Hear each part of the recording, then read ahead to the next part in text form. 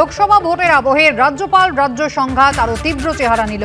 শিক্ষামন্ত্রী ব্রাত্য বসুকে অপসারণের সুপারিশ বিতর্কের মধ্যেই সিভি আনন্দ বোসকে কড়া বার্তা রাজ্য সরকারের।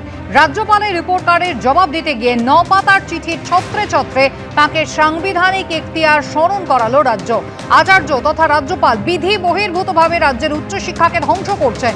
তিনি পড়ুয়াদের অনিশ্চিত ভবিষ্যতের দিকে ঠেলে দিচ্ছেন। রাজভবনের রিপোর্ট কার্ডের প্রত্যুত্তরে এমনই কড়া জবাব দিয়েছে রাজ্য সরকার।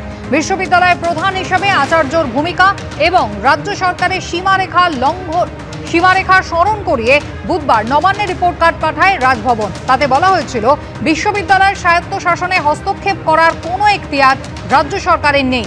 রাজ্য সরকারের উপাচার্য নিয়োগ বা পুনর্বহাল করার কোনো ক্ষমতাই নেই। একমাত্র আচার্য তথা রাজ্যপালই তা করতে পারেন বলা হয়েছিল রিপোর্ট কার্ডে।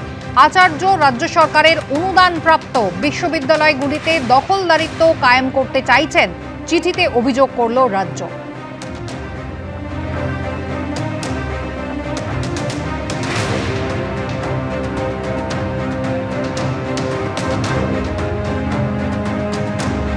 বিজেপি রাজ্যসভার সাংসদ শ্রমিক ভট্টাচার্য কি বললেন এই প্রসঙ্গে শোনাবো।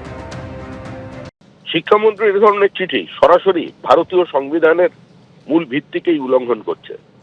এভাবে সাংবিধানিক প্রধানকে আক্রমণ করা যায় না, এভাবে কোনো চিঠি লেখা যায় না। রাজ্য পরিচালনা করা হয় রাজ্যপালের নামে, মুখ্যমন্ত্রীর নামে নয়। তিনি সাংবিধানিক প্রধান। প্রশাসনিক প্রধান এবং সাংবিধানিক প্রধানের মধ্যে সংঘাত যা পশ্চিমবঙ্গের মানুষ দেখছে তা নজিরবিহীন। অতীতেও বামপন্থীদের সঙ্গে রাজ্যপালের সংঘাত হয়েছে, মতপার্থক্য হয়েছে, কিন্তু সেটা এত কদর্য রূপ নেয়নি। আর এই প্রসঙ্গে কি বললেন মোহাম্মদ সেলিম শোনাবো।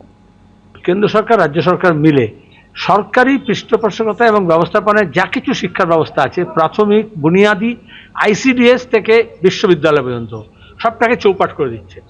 মোদী এমন ব্যবস্থা করেছেন জাতীয় শিক্ষানীতির নাম করে, নতুন শিক্ষানীতির নাম করে, যাতে 2035-এর পরে কোনো সরকারি অনুদান প্রাপ্ত কোনো বিশ্ববিদ্যালয় থাকবে না। আর মমতা ব্যানার্জিও দেখাচ্ছেন মাদ্রাসা হোক বা স্কুল হোক, কোনো সরকারি ব্যবস্থাপনায় থাকবে না, সব প্রাইভেট হবে। আর বাকিটা তামাশা হচ্ছে। রাজ্যপাল শিক্ষামন্ত্রীকে অপসারণ কথা বলছেন, মানুষ তৃণমূলের সরকারকে অপসারণ করবে, আর যে রাজ্যপালকে মোদী অমিত শাহ অ্যাপয়েন্ট করেছে সেই সরকারকে এই লোকসভা নির্বাচনে অপসারণ করবে। তো কে কার অপসারণ চাইছে?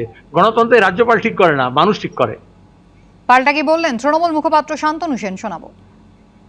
এটা দেখা গেল নির্বাচন আচরণবিধি চালু থাকাকালীন রাজ্যপালের কোনো এখতিয়ারই থাকে না। তিনি রেকমেন্ড করছেন যে শিক্ষামন্ত্রীকে সরিয়ে দিতে হবে, যেটা কোনোদিন স্বাধীনতার পর থেকে কোনো রাজ্যে কোনো রাজ্যপাল করেছেন বলে জানা নেই।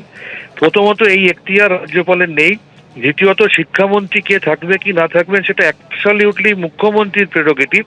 সেই জায়গায় দাঁড়িয়ে তিনি যেভাবে ক্রমান্বয়ে একজন সাংবিধানিক প্রধানের পদকে উল্লঙ্ঘন করে তিনি বিজেপির তল্পিবাহকতা করছেন, এটা অত্যন্ত নিন্দনীয়।